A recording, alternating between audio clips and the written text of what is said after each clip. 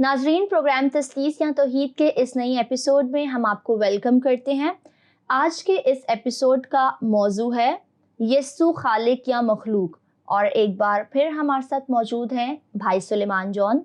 Thank you very much हमारे show में आने के लिए, हम आपको वेलकम करते हैं। थैंक यू जी नाजरीन, गुज़श्ता एपिसोड में हमने बिदती फ़िरक़ों के बारे में गुफ्तगू की थी जो तस्लीस पर ईमान नहीं रखते, और आज भी हम इसी मौजू को इस एपिसोड में जारी रखेंगे। जी सुलेमान भाई, पिछले प्रोग्राम में आपने हमें बताया था कि बिदती फ़िरके वो फ़िरके जो तस्लीस के अकीदे पर ईमान नहीं रखते, उनका आपने तारीख़ी पस मंज़र बयान किया था, और आज भी आप उसी मौजू को जारी रखें, लेकिन ख़ुसूसन इस बात पर रोशनी डालें कि क्या बाइबल मुक़द्दस के तराजुम में कुछ फ़र्क है जिसकी बिना पर कुछ फ़िरके तस्लीस के अकीदे को मानते हैं और कुछ फ़िरके इससे रद्द करते हैं। जी, बहुत बहुत शुक्रिया अनमोल। पिछले प्रोग्राम में भी हमने इस पे थोड़ी रोशनी डाली थी कि वो फ़िरके जो मसीह को मखलूक मानते हैं, खालिक नहीं मानते जी। या खुदावंद यीशु मसीह को जो खुदा नहीं मानते, या आम अल्फाज में जो तस्लीस को नहीं मानते जी। तो उनके यहाँ कुछ फ़िरकों में, ख़ुसूसन जो यहोवा विटनेस हैं या जो मॉर्मन है, तो इनके यहाँ बाइबल के तराजिम फ़र्क हैं, बल्कि इनकी मुक़द्दस किताबें भी फ़र्क हैं। मिसाल के तौर पर जो बुक ऑफ मॉर्मन है, जो अपने आप को मसीही कहते तो हैं, तो वो लोग बुक ऑफ मॉर्मन को पढ़ते हैं। इसी तरह जो यहोवा विटनेस है, उनकी जो बाइबल है उसे वो कहते हैं वॉच टावर ट्रांसलेशन। जी। और इसमें जो बुनियादी फ़र्क आता है वो इस तरह के सारे हवाले जिसमें मसीह की अलूहियत का या मसीह के खालिक होने का जिक्र होगा, वो आप देखेंगे कि उसका तर्जुमा थोड़ा फ़र्क करते हैं। मिसाल के तौर पर जो पहली आयत है, यूहन्ना पहले बाब की पहली आयत, कि कलाम खुदा था। अब हमारी अगर तर्जुमे में लिखा है कि कलाम खुदा था या खुदा का कलमा जो था वो खुदा था, जिससे मुराद खुदावंद यीशु मसीह है, तो वो अब जैसे उनका अंग्रेजी तर्जुमा है तो वर्ड वाज गॉड की जगह लिखा था वर्ड वाज ए गॉड या छोटा जी, ठीक है, और उसकी वो लैंग्वेज की तौज़ी भी बयान करते हैं। तो उनके यहाँ ये तर्जुमे फ़र्क है, इस वजह से वो अपने अकायद को अपने तर्जुमों के ज़रिए ही प्रूव करने की कोशिश करते हैं। अच्छा, आप ये बात कर रहे हैं कि इसका मतलब ये है कि कुछ तराजुम में फ़र्क मौजूद है। जैसे आपने अ गॉड की बात की, जो छोटे जी से जो है वो शुरू हो रहा है, उसके बाद हम देखते हैं कि अगर हम जो बाइबल पढ़ते हैं उसमें कैपिटल जी के साथ जो है वो गॉड लिखा हुआ है, जिस आयत का आपने जिक्र किया। लेकिन हम अगर देखा जाए ओवरऑल, तो मसीहत के जो बेशतर फ़िरके हैं, जो आम तौर पर हम अपने कलीसियाओं में और घरों में बाइबल मुक़द्दस यूज़ करते हैं, इसी तर्जुमे को इस्तेमाल करते हैं। तो ऐसी क्या वजूहात हैं जिनकी बिना पर तस्लीस के अकीदे को कुछ फ़िरके रद्द करते हैं? जी, अब आपने ना ये मसले को डिफ़ाइन कर दिया कि अब यहाँ ये इशू नहीं है कि यहोवा विटनेस क्योंकि बाइबल फ़र्क पढ़ते हैं जी। या मॉर्मन जो है वो बाइबल फ़र्क पढ़ते हैं, इस वजह से अकायद में प्रॉब्लम है। अकायद में इख्तिलाफ उधर भी है जहाँ पर हम एक ही तर्जुमा पढ़ रहे हैं। अब जैसे हमारा ये उर्दू तर्जुमा है बाइबल सोसाइटी का, तो जैसे वननेस चर्च है, वननेस पेंटिकॉस्टल्स हैं, वो इसी बाइबल को लेके चलते हैं। तो क्या वजह है कि फिर वो इसको पढ़कर तस्लीस के नतीजे तक नहीं पहुँचते। देखिए, इसके लिए हमें समझने की ज़रूरत है कि बाइबल का तर्जुमा होता कैसे और बाइबल का जो मतन है उसमें है क्या। तो मैं नाज़रीन के लिए और अपनी खुद भी लर्निंग के लिए ये थोड़ा सा आपको बताना चाहूँगा कि ये किस तरह होता है। देखिए, बाइबल की जो ज़बानें हैं, तौरात की ज़बान है अब्रानी, हिब्रू, और इंजील की जो ज़बान है यूनानी। अब ये ज़बानें आज बोली जाती हैं, लेकिन ज़ाहिर है ये किताबें बहुत पुरानी, कदीम, 2000, 2500, 3000 साल पुरानी किताबें। इनके नुस्खे आज मौजूद हैं, यानी जो लोग जिन पर ये आप समझ लें कि किताबें नाजिल हुई, जिन पर ये किताबें इल्हाम हुई, फिर जिन्होंने इन किताबों की मुनादी की, जो अंबिया कराम थे, उनके जो शागिर्द थे, फिर वो जो शुरू के जो लोग थे, यहूदी और मसीही, जिन्होंने इन तालीमात को सुना, याद किया। अब ज़ाहिर है वो दौर बहुत पुराना है। आज हमारे पास ये तहरीरी सूरत में ये टेक्स्ट मौजूद है। इसमें जो लोगों को समझने की ज़रूरत है वो ये है कि कोई एक टेक्स्ट नहीं है बाइबल का, इब्रानी का या यूनानी का, जिसको लेकर उलमा जो है उसका तर्जुमा करते हैं, उर्दू में, अंग्रेज़ी में, जिस मर्जी ज़बान में। बाइबल के बहुत से टेक्स्ट हैं, ठीक है, बहुत सी ज़बानों में टेक्स्ट हैं कदीम। उन सारे डेटा को जमा करते हैं सबसे पहले जो तर्जुमा करने वाले हैं, उससे पहले भी उलमा कराम ये सारे डेटा को जमा करते हैं। यानी कि मुख्तलिफ़ इलाकों से, मुख्तलिफ़ चर्चेज़ में हिस्ट्री के, जहाँ से जो टेक्स्ट कॉपी नकल हुए, बरामद हुए, ठीक है। बहुत सारे आपको आज ऑनलाइन मिल भी जाते हैं। मैं 3 बड़े नुस्खों का जिक्र करना चाहूँगा। कोडेक्स सिनियाटिकस, कोडेक्स कहते हैं किताबों के मजमूए को। कोडेक्स सिनियाटिकस यानी जो दश्त सीना की पहाड़ी के अंदर से बरामद हुआ था। कोडेक्स वेटिकैनस जो वेटिकन की लाइब्रेरी में मौजूद है। और इसी के साथ और कोडेक्सेस भी मौजूद हैं। अलेक्जेंड्रिनस एक और कोडेक्स है जिसमें बाइबल की किताबें यूनानी में, इब्रानी में, और वहाँ से तर्जुमा होता है। अच्छा, कहीं कहीं इन नुस्खों में इख्तिलाफ पाया जाता है, यानी कि ज़ेर ज़बर कहाँ पर लगे हुए, या एक आयत की नकल किस तरह हुई हुई, उसकी वजह से पढ़ने में इख्तिलाफ पैदा होता है। तो जो उलमा है वो सबसे पहले इस बात को तय करते हैं, हर आयत को तय करते हैं कि आयत का असली मतन क्या है, उसके बाद उसका तर्जुमा होता है। तो लोगों को ये समझने की ज़रूरत है। बाइबल में एक वाक़या है इंजील के अंदर, लूका की इंजील उसके 10वें बाब में, कि एक आलिम जनाब मसीह के पास आता है और उससे पूछता है कि मैं क्या करूं कि हमेशा की ज़िंदगी पाऊं। तो मसीह उससे कहते हैं कि शरीयत में क्या लिखा है, पहले ये सवाल करते हैं, फिर ये कहते हैं कि तुम इसको किस तरह पढ़ते हो। ये लूका की मार्फत इंजील उसका 10वां बाब और उसकी 26वीं आयत में ये वाक़या मौजूद है। तो इसका मतलब ये है कि जिस तरह से आप एक टेक्स्ट को पढ़ते हैं उससे उसका मतलब बदलता है। उर्दू में इसकी मैं एक आम मिसाल देता हूँ। आप एक शख्स को बोलें रोको मत जाने दो, ठीक है, और रोको मत जाने दो। अब आप ये देखें कि एक ही जुमला है, उसमें आप कहाँ पॉज देते हैं, कहाँ उस पर ज़ेर ज़बर लगाते हैं, उससे मतलब बदल जाता है। इसी तरह हर दुनिया की किताब में ये आपके सामने एक अदबी मसला पेश आता है कि जिस तरह से आप तहरीर करेंगे, जहाँ आप डॉट लगाएंगे, जहाँ आप वावल लगाएंगे, तो उससे उसका मतलब चेंज होगा। अब बाइबल में मैं ये क्यों बता रहा हूँ, इसलिए क्योंकि बाइबल में इस तरह की जो आयतें जिसमें बराह रास्त मसीह की अलूहियत का जिक्र है, तो वहाँ पर ये तफसीर का एक चैलेंज आता है कि जो लोग तसलीस में नहीं मानते, फिर वो कहते हैं कि नहीं देखें, इसको हम इस तरह से भी तो पढ़ सकते हैं, जिससे उसका मतलब फ़र्क हो जाता है। रोमियो के ख़त, पौलुस रसूल का ख़त रोमियो की कलीसिया के नाम, उसका 9वां बाब और उसकी 5वीं आयत। और इस तरह की और आयत भी हैं जहाँ पर मसीह और खुदा लिखा है। तो ग्रामर के रूल के मुताबिक हम मसीह और खुदा को इकट्ठे भी पढ़ सकते हैं कि मसीह को खुदा कहा जा रहा है, लेकिन कुछ अलग असूल हैं जिसके मुताबिक आपको अलग करना पड़ता है। अब ये जो आयत है जिसका मैंने जिक्र किया, रोमियो 9:5, अब यहाँ पर अगर एक तरीके से पढ़ें तो वहाँ लिखा है कि मसीह खुदाए महमूद है, आमीन। दूसरे तरीके से पढ़ें कि जो मसीह पर फुल स्टॉप लग जाता है और फिर खुदा जो महमूद है, आमीन। तो एक आयत को 2 आयत कर देना, ठीक है। तो इसलिए उलमा कराम के बीच में ये बहस होती है कि आप जो है वो आयत को पढ़ते किस तरह, ठीक है। तो ये लोगों को समझने की ज़रूरत है कि एक ही तर्जुमा, एक ही टेक्स्ट पढ़ने वाले भी अकायद में फ़र्क इसलिए करते हैं क्योंकि वो पढ़ते उसको फ़र्क तरीके से, और उसके ऊपर फिर एक तरह से आप समझें नतीजा निकालने के लिए आपको ये बहुत ज़रूरी होता है कि आप उस अलूम को सीखें।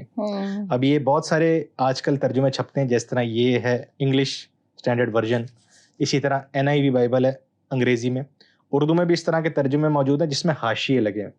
हाशिया यानी फुट नोट। वो आज पब्लिशर्स हमें बता देते हैं कि इस आयत का दूसरा तर्जुमा क्या हो सकता है।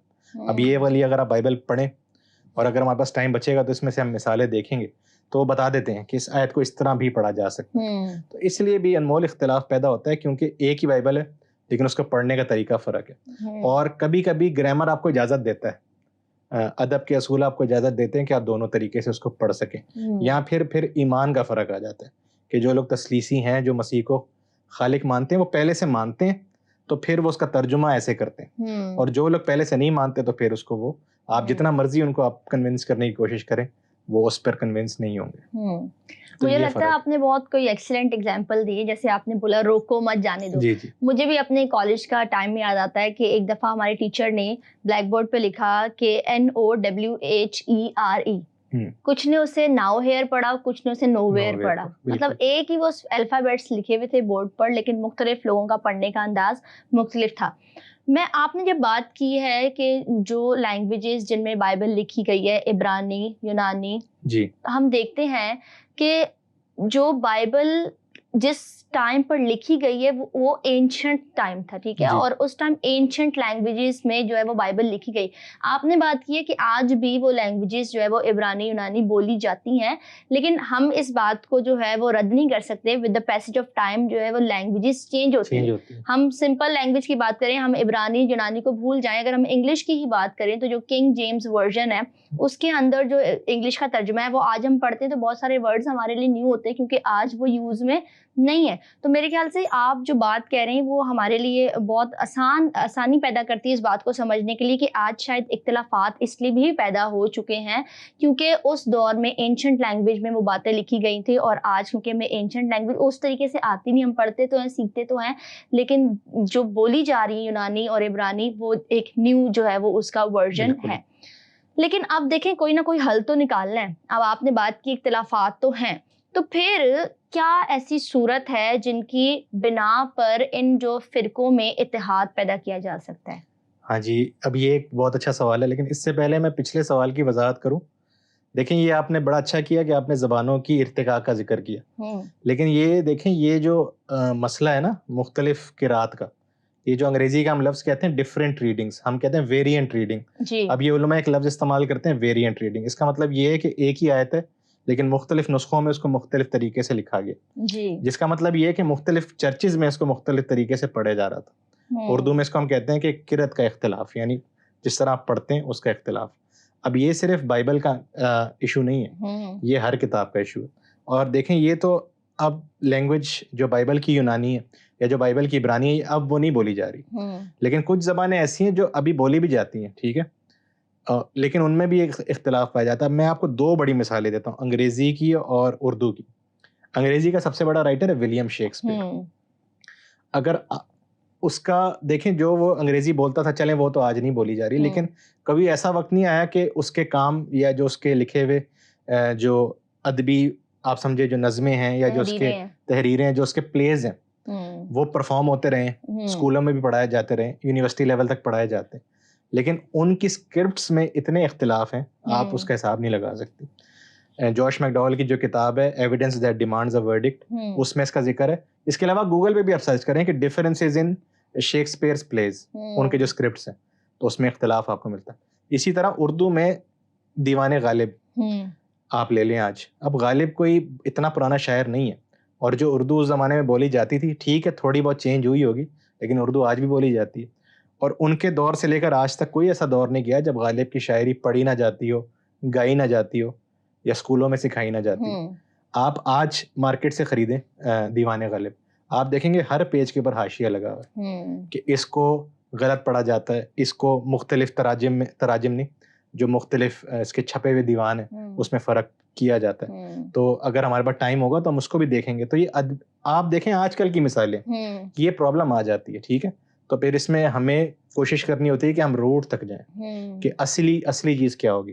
तो उसके लिए कुछ असूल वज़ा होते हैं और उन असूलों को सीखना कहीं ना कहीं हमारे लिए ज़रूरी है। मतलब ये कि ये सिर्फ बाइबल मुकद्दस का इशू नहीं है, ये तमाम तर जो अदब है, लिटरेचर है, उसमें ये इशू पाया जाता है। बिल्कुल पाया जाता है, और ये नेचुरल है। मैंने आपको बताया ना जिस तरह से ये नेचुरल है कि आप जब देखें एक खास तौर पर जब मुसन्निफ नहीं रहता दुनिया में, तब आपको नहीं पता लगता कि उसने एम्फेसिस कहाँ दी है, कौन से वर्ड पे वो ज़्यादा एम्फेसाइज कर रहा था।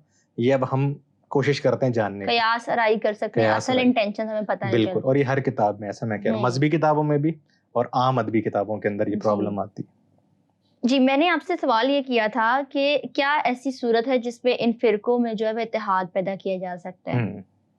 ये अब हम आते हैं उस तरफ के रहना भी तो है ना साथ, या एक कलीसिया है तो उसको हमने साथ भी लेके चलना है। देखें आज के दौर में मैं आपको बताऊं, हमारा जो एक माशरा है, हमारी जो कम्युनिटी, मैं आपको उसकी रिपोर्ट दूं कि लोकली जो है ना अब ये इशू है। यानी हमारे यहाँ बहुत कलीसियाँ ऐसी हैं जो अब तसलीस को नहीं मानती और उनकी मुनादी बहुत हो रही है। उसका एक नतीजा ये निकला है कि घरों के अंदर अब ये प्रॉब्लम शुरू हो गई कि अगर फ़र्ज़ करें 6 लोगों का घर है, ठीक है, तो 3-3 लोग अलग अलग चर्च जा रहे हैं, ये हो रहा है। अच्छा, फिर आप ये भी देखेंगे कि बहुत सारे जो रिवायती चर्चेज हैं, जैसे कैथलिक चर्च है या एंग्लिकन चर्च है लोकल, उसके अंदर ये चीज़ आ गई। चंद पादरी हैं जो वो नहीं मानते तसलीस को, तो वो शामिल तो हैं तसलीसी ग्रुप के अंदर, लेकिन वो नहीं मानते। तो अब बजाय इसके कि ये प्रॉब्लम हो, इसको हम सामने लाया जाए, तो इसके लिए ज़रूरी है कि मुकालमा हो। अब जो आप पूछ रही हैं कि किसी सूरत में इत्तेहाद पैदा हो सकता है, देखें ये अब हम बात करें मजहबी सच्चाइयों की। मजहबी सच्चाई में जैसे ही अगर हम लचक देते हैं कि थोड़ा आप छोड़ें थोड़ा हम, तो ये नामुमकिन है, क्योंकि हम ये समझते हैं कि मजहबी सच्चाई जो है खुदा की तरफ से आती है। हम जो तसलीस वाले हैं, हम ये कहते हैं कि जो अकीदा है कि यीशु मसीह दुनिया का खालिक है या यीशु मसीह खुदा का बेटा है, अब ये हतमी सच्चाई है, ये खुदा की तरफ से आती है, तो इसमें हम कैसे लचक ले सकते हैं? उसी तरह जो दूसरे हैं जो कहते हैं नहीं यीशु मसीह को खुदा की मखलूक है, या वो तसलीस को नहीं मानते, वो उसको हतमी सच्चाई समझते हैं, खुदा की तौहीद को वो लेके चलते हैं, कॉम्प्रोमाइज़ तो नहीं करेंगे। ये बड़ा मुश्किल होता है। आप ये देखेंगी कि जब आप ऐसे फ़िरक़ों से, जिहोवा विटनेस, मॉर्मन, ये मैं उनकी तरफ नफ़रत की बात नहीं कर रहा, लेकिन आप अपने तजर्बे से देखेंगे जब आप उनसे बात करने की कोशिश करेंगी, आप हमेशा ये पाएंगी कि वो बहस के मूड में होते हैं हमेशा। वो आम गुफ्तगू नहीं करेंगे कभी भी। आज आप ये करके देख लें, आप इस शो में इनवाइट करके देखें, आपको समझ में आ जाएगी। ठीक है। दूसरी चीज़ ये है कि ऐसा होता है, अब आहिस्ता आहिस्ता जो है ना राहें खुल रही हैं। एक ऑर्गेनाइजेशन है वर्ल्ड काउंसिल ऑफ चर्चेस, जिसमें सारे चर्चेस मिलते हैं। अब जाहिर है वो बिद्दती ग्रोहों को चर्चेस नहीं मानते, ये जिहोवा विटनेस और मॉर्मन, लेकिन अगर आप उनकी वेबसाइट पे जाएं तो अपने जो उनके सालाना प्रोग्राम्स होते हैं उनको इनवाइट ज़रूर करते हैं लोकली, तो हाथ बढ़ाते हैं लोग। ठीक है, उनकी तरफ से कम हाथ बढ़ता है, लेकिन आम जो मेन स्ट्रीम चर्चेज हैं वो कोशिश करते हैं कि इन लोगों को भी ऑन बोर्ड लिया जाए। ये जो मॉर्मन चर्च की मैं आपको बात बता रहा हूँ ना, ये दुनिया का बढ़ने वाला 6वां या 7वां मजहब है। इतने लोग इसके मानने वाले हैं, गालिबन 6 मिलियन लोग हैं इसके फॉलोअर्स, जो कि बहुत बड़ी तादाद होती है। तो अब ये मुझे याद पड़ता है कि जो पिछले से पिछला इलेक्शन था अमेरिका में, उसमें कैंडिडेट भी था मॉर्मन, मैं उनका नाम बोल रहा हूँ, जो ट्रंप के खिलाफ शायद खड़ा हुआ था, तो वो मॉर्मन कैंडिडेट, मतलब तो अब वो सियासत में भी इतना आ गए, तो अब माहौल ऐसा है कि अब हमें कहीं ना कहीं मिलकर बैठना पड़ेगा। ठीक है, अब इसमें इत्तेहाद तो पैदा नहीं हो सकता, मैंने आपको जैसे बताया, क्योंकि कोई कॉम्प्रोमाइज़ नहीं करेगा, अपना मज़हब कोई तब्दील नहीं करेगा। इसमें हम ये ज़रूर कर सकते हैं कि हम गुफ्तगू करें बैठ के, और अपने जो इख्तलाफात हैं उनको सामने लाएं, और ये देखें कि कोई ऐसी सूरत पैदा हो कि जहाँ पर कम से कम हम मोहब्बत से एक साथ रह सकें, और अगर खुदा तौफीक दे तो एक साथ शायद इबादत भी हम कर सकें। तो ये कोशिश की जा सकती है, अभी तक ऐसा हुआ नहीं। चले मान लेते हैं कि इनके अंदर बाहिमी आहंगी पैदा करना अब मुश्किल है, क्योंकि जाहिर सी बात है दोनों फिरके जो है वो कॉम्प्रोमाइज करने के लिए तैयार नहीं होंगे। आपने बात की, लेकिन एक काम हो सकता है कि इनके दरमियान में गुफ्तगू जो है वो जरूर उसका कोई ना कोई आगाज किया जा सकता है। तो फिर वो कैसे तरीका जाता है, वो कौन से तरीका जाता है जिनके जरिए से गुफ्तगू जो है बाहिमी गुफ्तगू का आगाज किया जा सकता है या इसका इनकाद किया जा सकता है? जी देखिए, मैंने ना जानबूझ के गुफ्तगू का लफ्ज़ इस्तेमाल किया। अब आजकल तो नहीं, खैर शुरू से ही फिजा ये कि बहस का जो लफ्ज़ है ना वो ज़्यादा राइज है, कि अकायद पर बहस की जाए, मजहबी तौर पर बहस डिबेट किया जाए। हम बात कर रहे हैं कन्वर्जेशन की, डायलॉग से भी ज़्यादा कन्वर्जेशन की। ये नहीं कि एक स्टेज हो, माइक लगे हो तो आप थोड़ा सा आप बोलें, थोड़ा सा आप, मैं इसकी बात नहीं कर रहा। जेन्युइनली खुदा के बारे में हम बात करें एक दूसरे से। ठीक है, उसमें देखें जो हम बुनियादी गलती कर रहे हैं ना, तसलीस वाले भी और जो तसलीस को नहीं मानते वो भी, यानी जो यस्सु को खालिक मानते हैं और जो यस्सु को मखलूक मानते हैं, गलती वो ये कर रहे हैं, और अपना भी और लोगों का भी टाइम वो इस तरह ज़ाया कर रहे हैं कि वो आयतों पर बहस कर रहे हैं। एक बंदा कहता है देखें इस आयत में ये मतलब है यस्सु मसीह खुदा है, वो दूसरा कहता है नहीं देखें इसका तर्जुमा गलत है या नुस्खा ठीक नहीं है, या जो भी उसकी तौजीह दे, वो चलता रहता है। 3 घंटे का मनाजरा होता है या 4 घंटे का, उसमें मैं कह रहा हूँ कि लोगों का वक्त ज़ाया होता है। बजाय इसके कि आप आयतों पर बहस करें, इस पे पहले तय कर लें कि असूल क्या हैं बाइबल को समझने के, या कोई भी अकीदा बाइबल से अखज़ करने के असूल क्या हैं।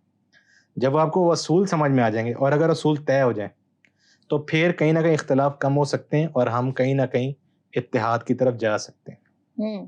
तो जब आप इन असूलों की बात करें तो मैं ज़रूर चाहूँगी कि उन गुफ्तगू के असूल आप बयान करें कि हम किन असूलों से हम तफसीर कर सकते हैं। बिल्कुल, तो अब हमने असूल वज़ा करने किसी भी टेक्स्ट को या किसी भी बात को समझने के लिए। अच्छा, आप ये देखेंगे कि इसमें भी आप ये हिचकिचाहट देखेंगी कि जो लोग बहस करते हैं ना, आप उनको बोले नहीं आप मुझे आयत ना बताएं, आयत का मतलब ना बताएं, आप मुझे बताएं किस असूल के तहत आप एक आयत का तर्जुमा इस तरह करते हैं और दूसरे का आप नहीं करते। अब मैं इसकी आपको एक छोटी मिसाल देता हूँ। अब ये जो एक जो विटनेस वाली हमने एक बात की थी कि जहाँ पर मसीह को थियोस कहा गया, तो अब वो कह रहे हैं कि क्योंकि यहाँ पे आर्टिकल नहीं है, द नहीं है, तो हम उसको द गॉड नहीं बोलेंगे, हम उसको अ गॉड या छोटा जी करेंगे।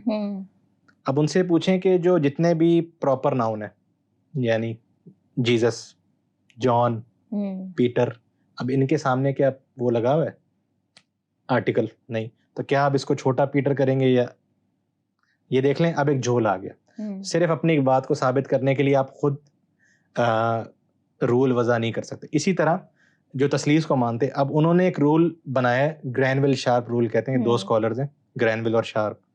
ये अभी 100 साल पुराना असूल होगा। उसमें वो कहते हैं कि बाइबल में जितनी भी आयतें हैं जिसमें यस्सु और खुदा को साथ लिखा गया है, उसका तर्जुमा हमेशा यही होगा कि यस्सु मसीह खुदा है।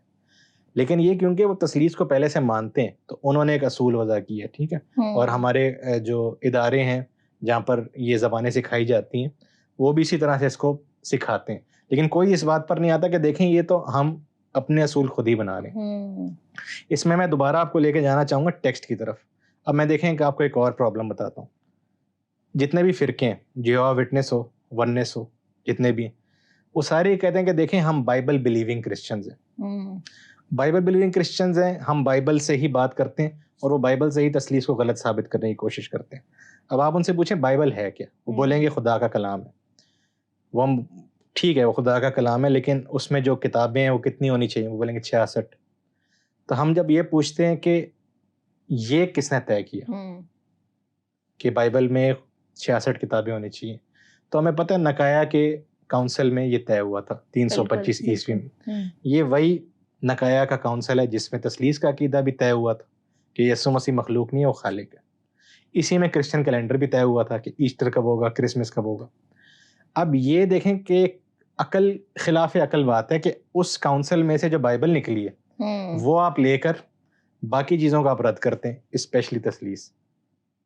इसका क्या मतलब है कि आप क्या इसको क्या कहेंगे हम, रियाकारी या एक दोहरा मयार है कि बाइबल आपको चाहिए चर्च की, लेकिन आपको चर्च की तसलीस नहीं चाहिए। अच्छा, ये ज़रूरी नहीं है कि ऐसा ही हो, हम भी हो सकता है प्रोटेस्टेंट चर्च भी बहुत सारी चीज़ें ऐसी नहीं मानता जो शायद कैथलिक चर्च मानता है, लेकिन उसमें हम कभी ये नहीं कहते कि हम जो है इसको रिजेक्ट करते हैं एज फॉल्सहुड। हम ये कहते हैं कि हमारी रिवायत ये है और उनकी रिवायत ये है। तो ये भी पूछा जाए कि जो तसलीस में नहीं मानते चर्चेस, वो बाइबल उनको कहाँ से मिल रही? अब वो फिर वो साबित करने की कोशिश करते हैं कि जी 66 ही होनी चाहिए। उनकी मंतक बनती नहीं है। ये बात बिल्कुल तय है कि बिशप्स ने नकाया में मसीही कौम की ईमान को सामने रखते हुए इस कलाम को तय किया कि हमारी जो असूल है वो क्या होगा। तो उसी काउंसिल ने जो है तसलीस को भी तय किया कि मसीह जो है वो खालिक है, वो खुदा के बराबर है, बाप के बराबर है, और बाप बेटा रूल कुछ जो है वो तसलीस के 3 अकानीम है। तो इसलिए असूल तय करना बहुत ज़रूरी है, ठीक है। सिर्फ बाइबल आप ये बोल देना कि हम बाइबल को लेकर चलेंगे, जैसे मैंने आपको बताया कि बाइबल में मसला सिर्फ तर्जुमा करने का नहीं है, आपको टेक्स्ट भी तय करना पड़ता है। बिल्कुल, आपको ये तय करना पड़ता है कि जो ओरिजिनल टेक्स्ट है उसमें जो जेर ज़बर लगे हैं वो सही लगें, उसके जो वावल्स हैं वो सही लगें, और हम उसको क्या हम सही पढ़ रहे हैं। जब आप ये करने बैठेंगे ना, तो आपको समझ आएगा कि दोनों तरफ इबहाम पैदा होना शुरू हो जाते हैं, और आपको ये समझ में आती है कि बुनियादी तौर पर जितने भी लोग हैं दुनिया के, किसी भी मज़हब के हों या किसी भी मज़हब के ना हो, वो बुनियादी तौर पर पहले से एक चीज़ को मान रहे होते हैं। इसमें किताबों का कोई अमल दखल नहीं होता। यानी बहुत कम ऐसे लोग हैं जो कुछ पढ़ कर तहकीक करके किसी नतीजे पे पाते हैं, कुछ लोग पहले से मान रहे होते हैं। तो ये बहुत ज़रूरी है। दूसरी बात ये है कि अब अथॉरिटी किसको देते हैं, ठीक है। अब जो रिवायती चर्च है जैसे कैथलिक चर्च है, इस मामले में वो बड़ा क्लियर है। वो कहते हैं हम सिर्फ कलाम मुकद्दस को नहीं, हम चर्च की तालीम को और पोप को, बिशप्स को, इनको अथॉरिटी देते हैं ईमान के मामलात में। अगर कुछ और फ़िरके हैं, प्रोटेस्टेंट चर्च है या बिदअती ग्रोह है, वो कहते हैं कि अगर हम किसी की अथॉरिटी को नहीं मानते, सिर्फ कलाम की मानते हैं, तो ये बात गलत है। क्योंकि मैंने आपको जैसे बताया, यहोवा विटनेस हैं, वो चार्ल्स टेज रसल की तालीमात से आगे नहीं जाते। मॉर्मन जो है वो जोसेफ स्मिथ की तालीमात से आगे नहीं जाते, इख्तलाफ नहीं करते, सवाल नहीं उठाते इसके ऊपर। तो अथॉरिटी कहाँ पे, ठीक है। अगर और ये सारे वो चर्चेज हैं जो पोप को बुरा भला कहते हैं कि देखें जी कैथलिक चर्च जो है ये पोप की पैरवी करता है। तो भाई आप भी तो किसी ना किसी की पैरवी करते हैं ना। तो फिर ये असूल वज़ा करें कि अथॉरिटी कहाँ से आ रही है। जब आप इन असूलों को वज़ा करेंगे तो आपको पता चलेगा कि इख्तिलाफ जो हैं वो ज़ाहिरी हैं, और ये शायद हमने बढ़ा चढ़ाकर बयान किए हैं। इसको कहीं ना कहीं इसको समझने की ज़रूरत है कि इनमें इतनी शिद्दत नहीं है और इनमें हल लाया जा सकता है। अच्छा, आप असूलों की बात कर रहे हैं। इन असूलों पे तो मैं समझती हूँ कि एक प्रोग्राम और होना चाहिए, क्योंकि अभी आपने सिर्फ आगाज़ किया, इन असूलों को बयान किया है। इसके ताल्लुक से भी ज़ाहिर सी बात है नाज़रीन के भी बहुत से सवाल होंगे, मेरे ज़हन में भी कुछ सवालात जो हैं वो उठ रहे हैं, जो कि मैं चाहूँगी कि अगले एपिसोड में ज़रूर आपसे करूँ। तो थैंक यू वेरी मच। अब तक आपने जितनी बातें की वो बहुत खूबसूरत थी, और यकीनन हमें इस बात को समझना है कि अब जो भी फ़िरके हैं, रहना तो हमने मिलकर ही है इस दुनिया में, तो इसलिए उन असूलों को अपनाया जाए और वो काम किया जाए जिससे सिर्फ और सिर्फ खुदावन के नाम को जलाल मिले। बिल्कुल। जी नाज़रीन, जैसा कि हमने सीखा है आज के प्रोग्राम में कि अकायद में इख्तिलाफ़ात की वजूहात क्या क्या हो सकती हैं और इन पर गुफ्तगू करने के क्या असूल हैं, जिससे हम तमाम तर मसीहत में जो फ़िरके मौजूद हैं उनमें हम आहंगी और इत्तेहाद पैदा कर सकते हैं। उम्मीद करते हैं कि आज का प्रोग्राम आपके लिए बाइसे बरकत साबित हुआ होगा। मुझे और हमारी टीम को अपनी दुआओं में याद रखिएगा और अपना बहुत ख्याल रखिएगा। बहुत शुक्रिया।